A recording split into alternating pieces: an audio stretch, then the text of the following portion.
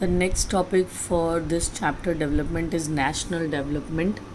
As we have seen above, individuals seek different goals than their notion. Here, notion means assumption, or you can say desire or way of their concept, you can say, of notion.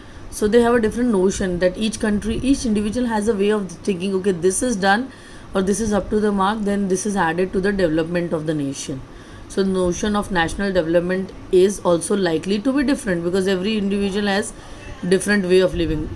Okay, most likely you would found that different student in the class, this is an example to understand this, in the class have given different answers to the above question.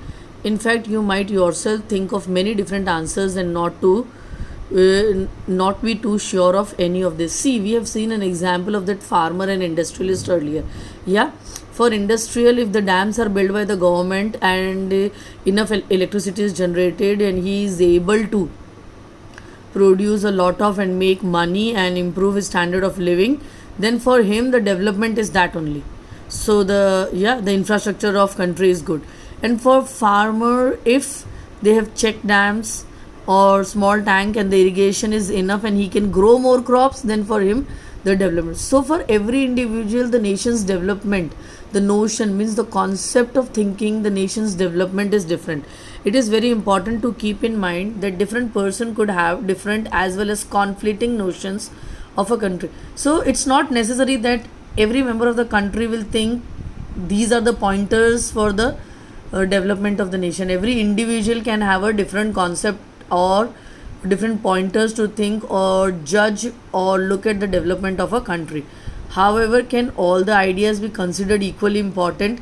If there are so many people, like the population is 130 crores, of if the people come up with different ideas, how can you evaluate your country's national development? Or if there are conflicts, how does one decide? Definitely there will be always a question that people should come at one pointer only, then only they will able to understand or evaluate or calculate actual development of a country. What would be a fair and just part for it? We also have to think whether there is a better way doing things. Yeah,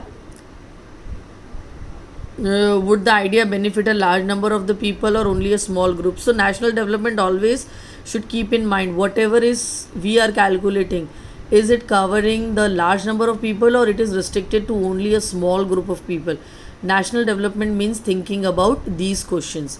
Now how to gain this, we'll just follow it another way. There is another way, like this is one way, because we have just come across that every person has a different way of thinking national development. Now how to, the next topic related in this is how to compare different countries or states also. How will you compare, like my country is developed or not, or other country, or which is more developed or which is less developed? Yeah, earlier we have just think of that money, the income is considered to be the one parameter for development, and other hand we have emotional feelings, respect, all these are also the categories. These emotions, respect are non measurable categories. So how it is going to help? Yeah, so we need to understand that this is not possible at all to, so we need to come up to a common pointer whether you are comparing the countries or a state. So to have a common pointer, there is a proper way. We say we calculate the per capita income of the countries, and then we decide, like every country's per capita income is calculated. Now how to calculate per capita income and why per capita income? There are two concerns.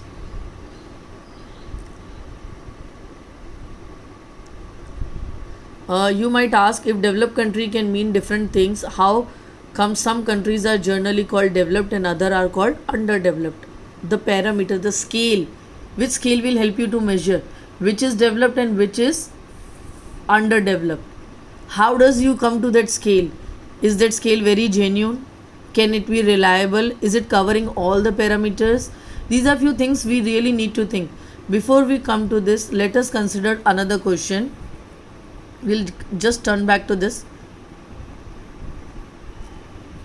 When we compare different things, they could have similarities as well as differences. Here the topic was comparing, here the topic was comparing cities or countries. Now when you compare two person also, you will look at similarities and differences. Okay, so which aspects do we use to compare them? So this is which aspects, on which basis you think you need to compare. Let us look at student in the class itself. How do we compare different student? They differ in their height, health, talent and interest. We have so many students, every person is, it's not necessary the healthiest student may not be able may not be the most studious one. So it's not possible that all the four talents or the characteristics a child possesses. One might have one dominant one and other at a lower level. It is possible you have two dominant one and other at the lower level. It is also possible that if you are healthiest, you are the dominant part for you is healthiest, but for others the child is not so healthy, not so talented, but the child is studious. The most intelligent student may not be the friendliest one. So how do we compare? So different characters is how we can compare anything. So each country, the geographical conditions are different, economical conditions are different, population is different, economic is different, industries are different.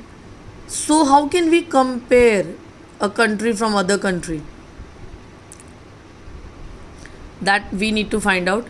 The criteria we may use depend on the purpose of comparison. We use different criteria to choose a sports team, a debate team, a music team, or a team to organize a picnic. So a special characteristic is needed. So what is that? We need to come upon that. Still, if for some purpose we have to choose the criteria for the all round progress of children in the class, what shall we do it?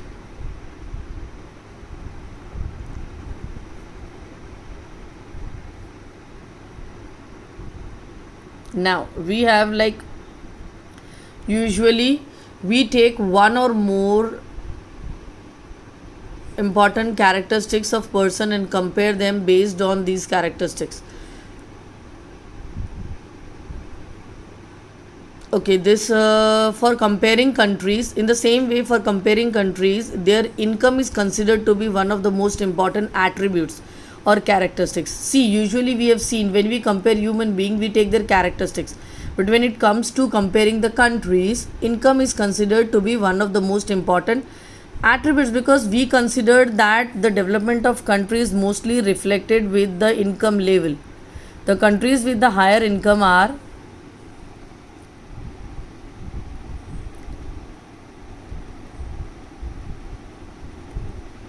more developed than others with the less income. But now, okay, I agree, companies with the higher income are more, but how can you compare?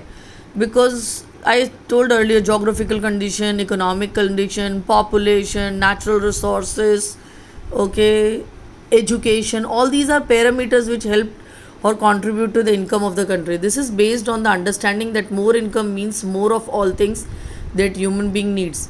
Whatever people like and should have, they will be able to get with a greater income. So greater income itself is considered to be one important goal. Now, what is the income of a country? The income of the country is the income of all the resident of the company. Do you think so all the resident of the company will earn the same thing? Is it possible? No. Then again, how is it possible? However, for comparison between the countries, total income is not such an useful measure. Since countries have different population, comparing total income will not tell us what an average person is likely to earn. Are people in one country better off than other in different countries? Yeah. Hence, we compare average income. Now, how to calculate this average income?